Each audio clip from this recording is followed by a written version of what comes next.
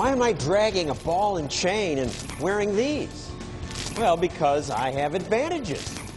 I have two parents, and they were married to each other. I graduated from college. That gives me an edge over some other people, doesn't it? So, in the interest of equality and fairness, shouldn't I have to be handicapped? Many are eager to say, we are all equal. Everyone is your equal, and everyone is equal to you. And so some of those same people say that those who are disadvantaged deserve extra help from government to make them more equal. But is that sending us down a road to destruction? More people have a stake in the welfare state than in free enterprise. This is a road that Hayek perfectly described as the road to serfdom. Public employees are fighting for more. No more furloughs, no more cuts. And in pursuit of equality, does this movie predict our future? My name is Harrison Bergeron. I am a fugitive and a public threat. He's a threat because he doesn't think everyone must be equal. And now, the man who shatters conventional wisdom, John Stossel. Good evening. Here's what built America. This is the Constitution and the Declaration of Independence combined. The rules were clear and simple and limited.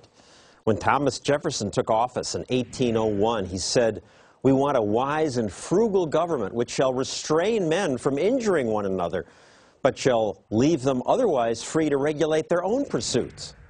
That would be good.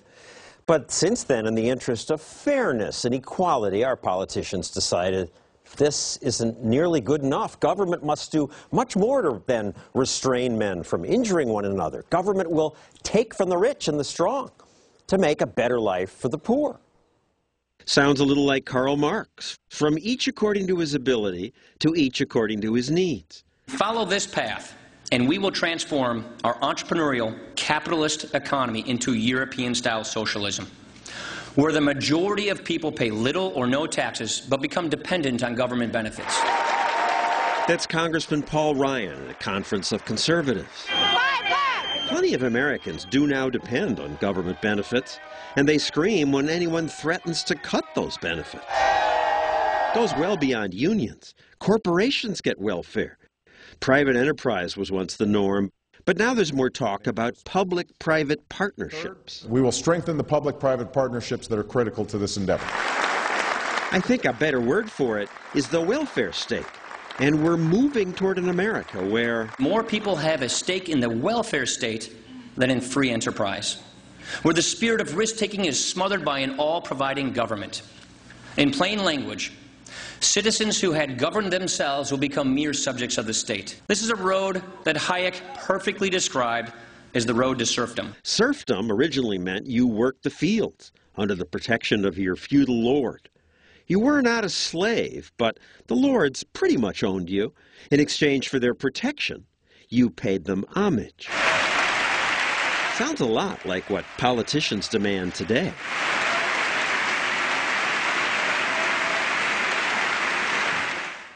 My first guest agrees with that, though he's one of those politicians, so I have to pay him homage. Congressman Ryan joins us now from D.C., and you had just heard his speech. He worries that America is on a road to serfdom. Is that right, Congressman? Yeah, I think it is, John. Look, I think we're reaching a tipping point in this country where a majority of Americans are getting their benefits and their livelihoods from the federal government than from themselves, where they're more worried about their material support from government than they are about their own liberties. And why is that yes, serfdom? I'm concerned about this. It's serfdom because we're moving from a position in this society where the goal of government is not to equalize opportunity, but to equalize the results of our lives. And so the more we ask government to do for us, the more government can take from us. Look, already, fully, according to the Tax Foundation, 60% of Americans get more benefits in dollar value from the federal government than they even pay in taxes. So we are reaching this point where the government is doing so much in our lives that we have less freedom to govern ourselves. All right, I personally love it that you say things like that, and it's so unusual to hear it from a congressman. But you voted for TARP. And you voted for the auto bailout. So isn't this a disconnect? I voted for TARP because I believed we were going to fall into a deflationary spiral, meaning the economy was going to collapse. And I really believe that that would have swept in a whole new usher of more government, a New Deal Part 3.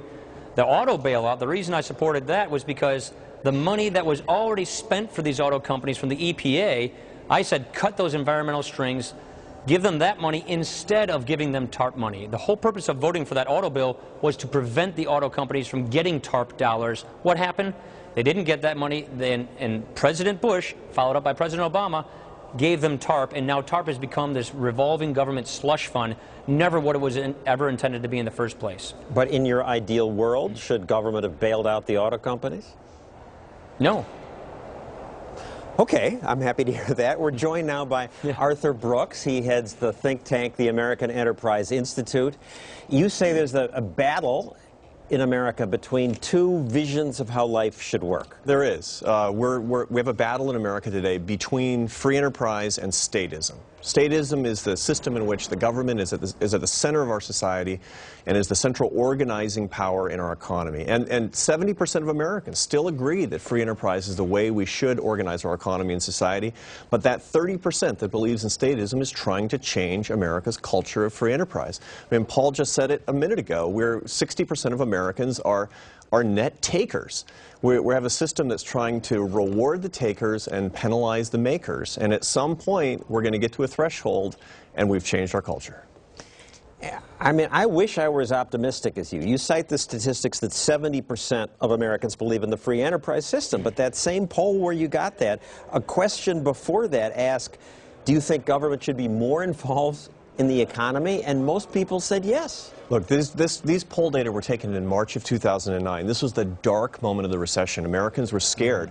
President Obama was elected because Americans were scared. And when people are scared, they abdicate their core values. The core values of most Americans revolve around three things: expanding liberty, increasing individual opportunity, and protecting entrepreneurship. That's the core of American culture. And when we're in the worst crisis in 50 years, people will do strange things. Well, the gun's not at our head anymore, and we have to make some decisions about what culture we really want. Do we want to be a social democratic state of net takers, or do we want to continue to be an America of makers? The choice is ours.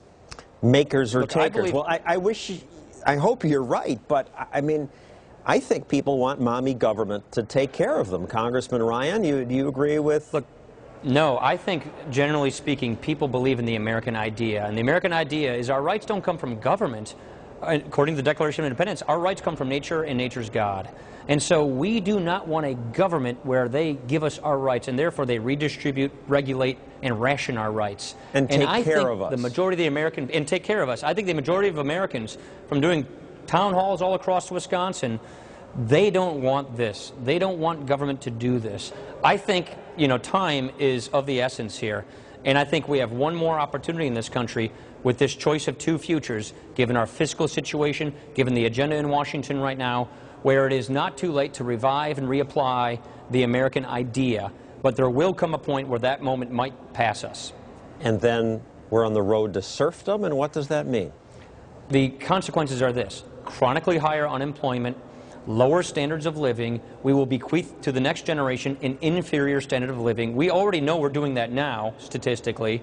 And you'll have a stagnant society where people aren't really getting up and going, taking risks, reaching their potential, making the most of their lives, where they are more complacent and worried about their dependencies on government than really reaching their potential. That, I think, is the practical outcome of that kind of a society.